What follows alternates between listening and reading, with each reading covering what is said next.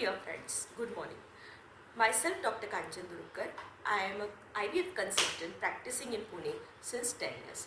So today we are going to talk about is the care to be taken in first trimester of the pregnancy and whether the first trimester, that is the first 3 months of your pregnancy, are they risky. So basically when you have delay in your periods, that is your date is prolonged, you generally check with the urine pregnancy test, or if at all any problems are there, we do is the beta hCG test, that is the blood test that we do to confirm the pregnancy. Now when we have irregular periods, sometimes it may be difficult that to know that whether you are pregnant or not. So in that case you may have to go through ultrasonography to confirm whether it is a pregnancy. So whenever your pregnancy test is positive, do visit your doctor, do visit your gynecologist or the consultant whom you are having a regular checkup with.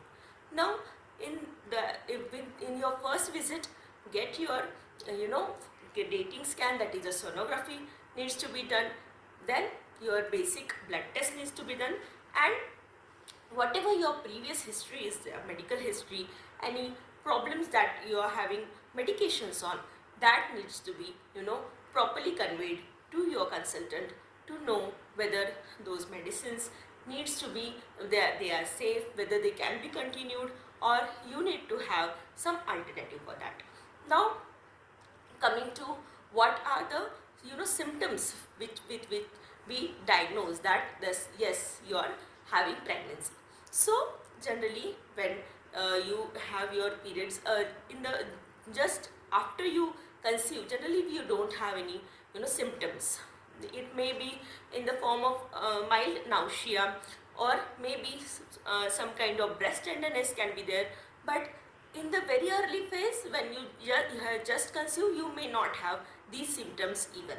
Okay, so how to know when your periods are prolonged? So either it is a urine pregnancy test, or you may do is the beta hCG test. When you are conceived with the artificial pregnancy, that is either IUI or IVF, the we do is the beta hCG testing.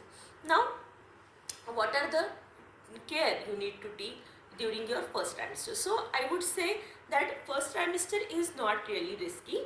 If you take the proper consultations, proper advice, then it is not at all risky. Yes, when you are conceiving for the first time, you are first time mother, there is some kind of anxiety because you don't know how it's going to be, you don't know what are the symptoms. But yes, this phase is full of anxiety and changes in your body, but yes, it can be overcome. Now coming to what is the care, it is not needed. See, even when if you are conceived spontaneously, or you have conceived through any treatment like IUI or IVF, it is not that you have to take a complete bed rest. Okay, you can do your daily activities, if you are working, you can have you can continue your daily work. And of course when you visit your consultant, you visit your gynecologist, do start on folic acid. So folic acid continuation in the first trimester, that is the dose of folic acid should be 5 milligram per day. This folic acid supplementation is very important.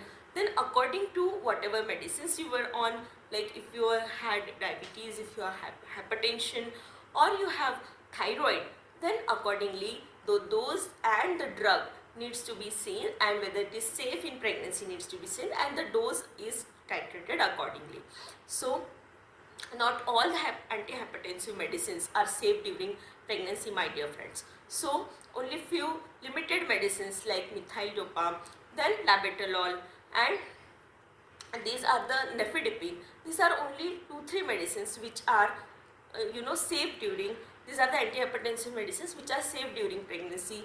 Other medicines are not safe. They may cause congenital problems to the baby, and they may leads to some other growth related problem also to the baby. So that needs to be consulted with your doctor if you are on any anti-hypertensive medicine. Again, for anti-diabetic also, all the anti-diabetic medicines tablets are not safe. Insulin is safe in pregnancy, Then metformin, yes, can be taken, but other medicines, are all the medicines of diabetes like Voglibos and other medicines, they are not safe. So they needs to be changed and you need to take the alternative medicines for that. Then thyroid, if at all you are having your on thyroxine, then this is for hypothyroidism. If you are on thyroxine, then the dose should be titrated. The requirement of thyroxine may be increased because you are needing thyroxine hormone for your pregnancy also, so dose may be titrated. Now coming to other medicines, if at all you are having like if you are having epilepsy, then anti-epileptics if you are on, then safe anti-epileptic. If you are on any antipsychotics or in antidepressants, then safe medicine alternative for this needs to be chosen. And if at all you are on any other medicines other than that, like if you are a heart disease patient and you are on warfarin, then again warfarin is not safe, my dear friends. Then it needs to be changed to either a low molecular weight heparin or other alternatives. Then you have to have a consultation with your cardiologist also.